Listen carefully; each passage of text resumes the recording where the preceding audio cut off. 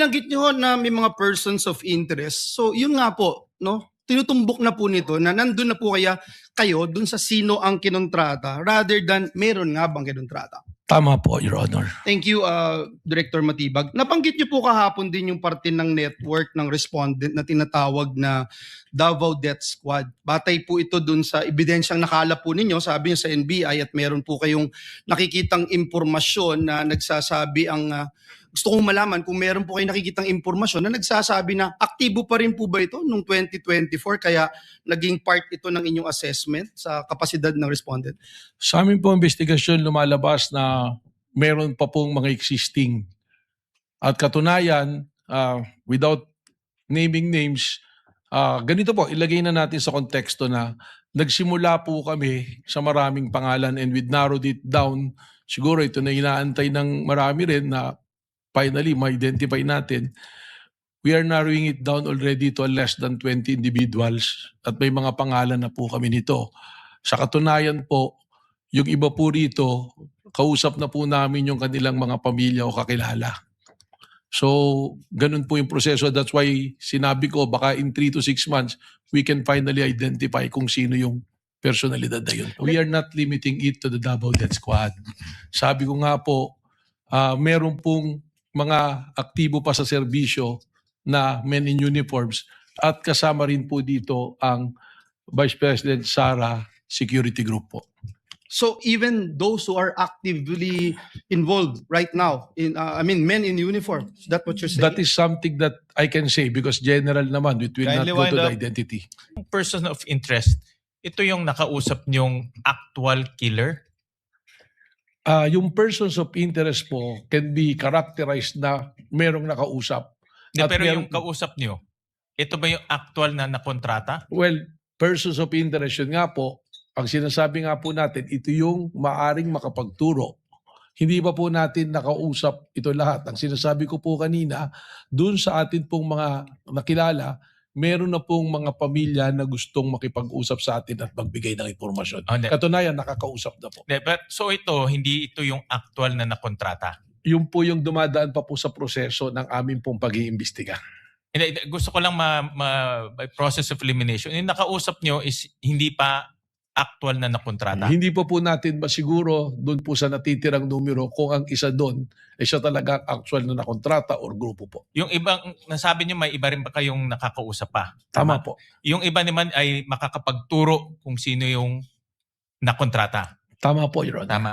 At itong mga taong makakapagturo, ano po yung mga ebidensya na pwede niyong sabihin na credible itong mga taong to?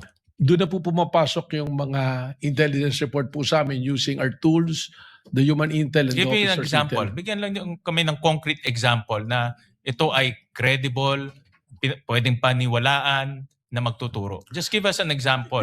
Yung ginagamit po namin dito na human intel ay yung mga dati na rin po naming informants na nasa ground po na nakakakuha po ng mga intelligence na ipinapasa po sa amin.